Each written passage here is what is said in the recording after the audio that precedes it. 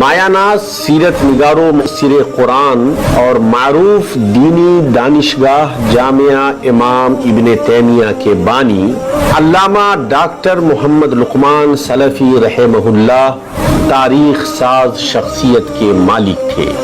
آپ نے 23 اپریل 1943 عیسوی کو اس دنیا میں آنکھیں کھولی اور 5 مارچ 2020 عیسوی کو اپنے مولائے حقیقی سے جا ملے۔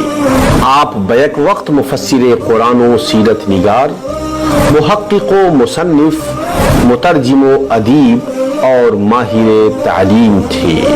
آپ نے مثالی طرز تحریر، منفرد انداز بیان، جادو اثر خطابت اور معاملہ فہمی و دانشوری میں ایسا کمال حاصل کیا کہ علماء و فضلاء اور طلباء و عوام کے لیے بہترین آئیڈیل بن گئے۔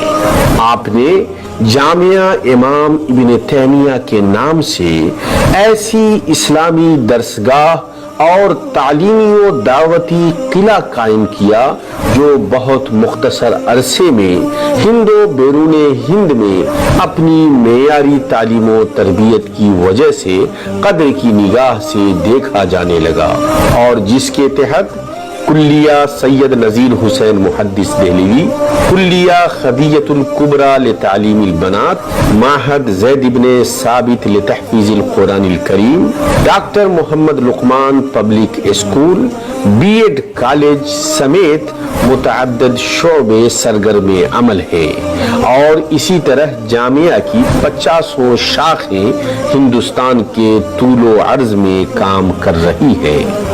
علامہ ڈاکٹر محمد لقمان سلفی رحمہ اللہ کے جد امجد بالاکوٹ کے میدان میں لڑی جانے والی ہندوستان کی سب سے پہلی جنگ آزادی کے مجاہدین میں سے تھے۔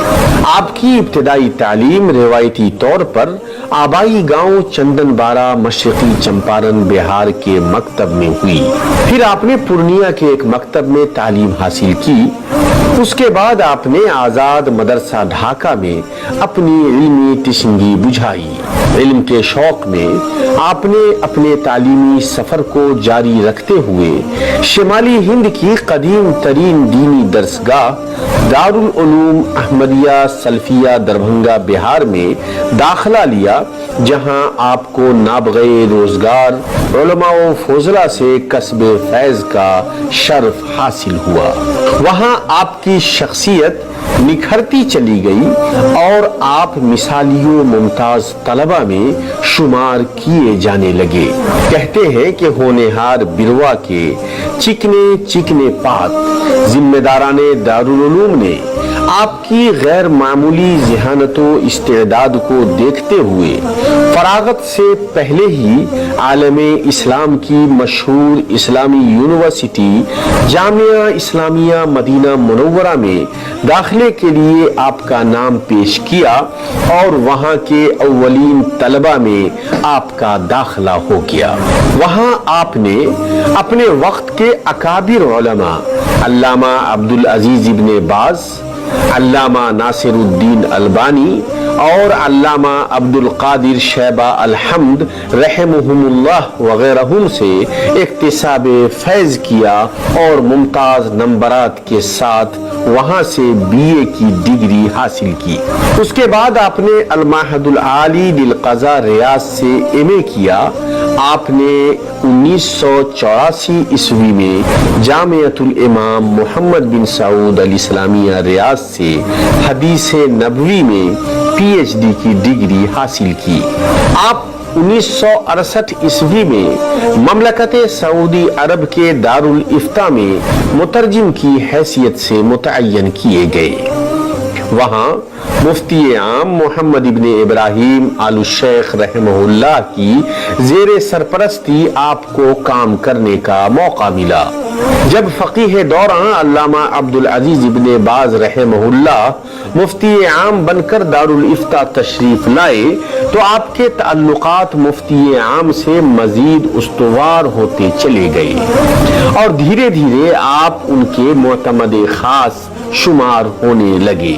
ای سعادت بزور بازو نیست تا نہ بخشد خدائے بخشندہ۔ آپ نے شاہ فیصل رحمہ اللہ کے حکم سے مسلم دنیا کا سفر کیا۔ آپ نے امریکہ، آسٹریلیا، نیوزی لینڈ، برطانیہ، کویت اور قطر کے دعوتی اسفار بھی کیے، جو آپ کی علمی و عملی اور قومی و ملی زندگی میں سنگ میل ثابت ہوئے۔ آپ کی دوررس نگاہوں نے سن 1964 عیسوی میں اپنے گاؤں میں المعہد الاسلامی کے نام سے دینی و تعلیمی ادارہ قائم کیا، جو سن 1988 عیسوی میں ترقی کر کے مرکز العلوم الاسلامیہ ہو گیا۔ وہی ادارہ ترقی کرتا ہوا سن 1990 عیسوی میں جامعہ امام ابن تیمیہ جیسا تعلیمی قلعہ بن گیا۔ آپ نے سن 1996 عیسوی میں جامعہ کے احاطے میں علمی و تحقیقی ادارہ مرکز علامہ ابن باز برائے دراسات اسلامیہ قائم کیا، جہاں سے اب تک 100 سے زائد کتابیں زیور طباعت سے آراستہ ہو کر علمی دنیا سے داد تحسین حاصل کر چکی ہے۔ آپ نے جامعہ کی چہار دیواری میں ایک وسیع و عریض 2 منزلہ مولانا آزاد سینٹرل لائبریری قائم کی، جس میں ایک اندازے کے مطابق عربی و اردو اور ہندی و انگریزی کی 1 لاکھ سے زائد کتابیں موجود ہیں۔ آپ چمپارن رتن ایوارڈ سے بھی نوازے گئے۔ آپ کی چند اہم تصنیفات میں تیسیر الرحمن لبیان القرآن، الصادق الامین، سیرت سید المرسلین، السعی الحسیس الی فقہ اہل الحدیث، اہتمام المحدثین بنقد الحدیث، مکانۃ السنہ، القراءۃ العربیہ، رش البرد، رحلت مریم جمیلہ الامریکیہ من الکفر الی الاسلام اور کاروان حیات بطور خاص علمی و تحقیقی حلقوں میں خوب داد تحسین حاصل کر رہی ہے۔ اسی معیار کی آپ نے درجنوں دوسری اہم تالیفات سے علمی دنیا کو مالا مال کیا، جو انشاءاللہ رہتی دنیا تک علمی و فکری خوشبو بکھیرتی رہیں گی۔ آپ نے عربی میں الفرقان اور اردو میں طوبہ نامی 2 ایسے مجلات کا اجرا کیا، جو آغاز سے لے کر آج تک معاشرے کی اصلاح و تربیت کا کام انجام دے رہے ہیں۔ ان دونوں مجلات کی تحریریں علمی حلقوں میں قدر کی نگاہ سے دیکھی اور خوب سراہی جاتی ہیں۔ جامعہ کے ہزاروں فارغین و فارغات نہ صرف بہار، جھارکھنڈ، مغربی بنگال، ہریانہ اور پڑوسی ملک نیپال میں علم و نور کی کرنیں بکھیر رہے ہیں، بلکہ وطن عزیز کے گوشے گوشے کے علاوہ بیرون ملک بلاد حرمین شریفین اور دیگر مختلف ملکوں میں بھی علم و شریعت اور انسانیت کی خدمت انجام دے رہے ہیں۔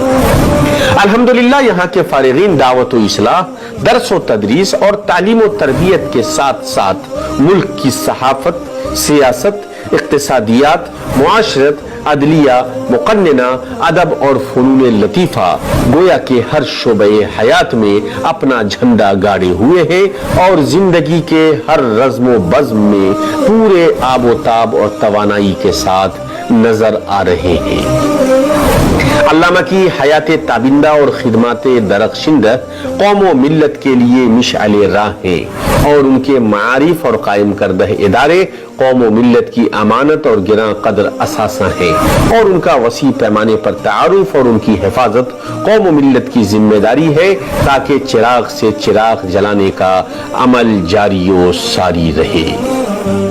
دین کے دائی سپاہی حضرت لقمان تھے،